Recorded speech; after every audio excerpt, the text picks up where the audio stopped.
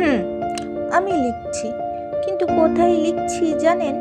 যার কাছ থেকে আমি সবচেয়ে বেশি আঘাত পেয়েছি তারই দেওয়া ডায়েরিতে। হ্যাঁ, আপনারা বলবেন, যে আঘাত দিল তারই ডায়েরি ব্যবহার করছেন আবার। তাহলে একটা কথা বলি, শুনুন। মানুষটা পাল্টে গেছে ঠিকই, কিন্তু তার সেই সময় ভালোবেসে দেওয়া গিফটটা তো আর মিথ্যে ছিল না। তাই এটা এখন আমার কাছে আছে, মানে আমি এর মালিক। আমার সব রকম অধিকার আছে এর ওপর। কি কিছু ভুল বললাম? আপনাদের কি প্রিয় মানুষটা আঘাত করে চলে গেছে? তাহলে মন দিয়ে শুনুন আমার কথাগুলো।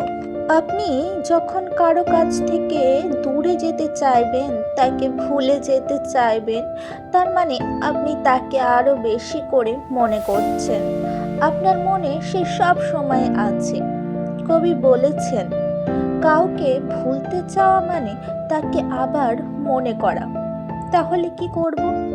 ভাবুন, সব কিছু ঠিক আছে, কিছুই হয়নি, কেউ আপনাকে আঘাতও দেয়নি। এটা আপনার দুঃস্বপ্ন একটা।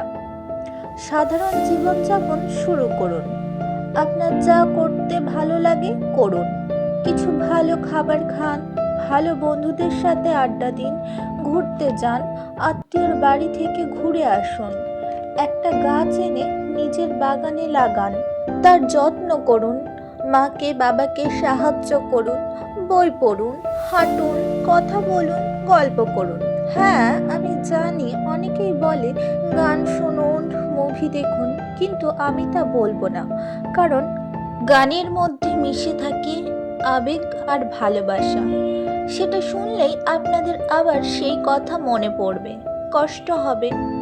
মুভিতেও একই। তাই এগুলো এড়িয়ে চলুন। মন্দিরে যান, ঠাকুরের সামনে সব কথা খুলে বলুন, তিনি শুনবেন, আপনার পাশে থাকবেন। যদি কথা বলার কাউকে না পান, তাহলে ডায়েরি লিখুন, মন ভালো হয়ে যাবে। একটা কথা সব সময় মনে রাখবেন, একটাই জীবন, আর আপনার এই জীবন নষ্ট করার অধিকার কারো নেই, কারো না।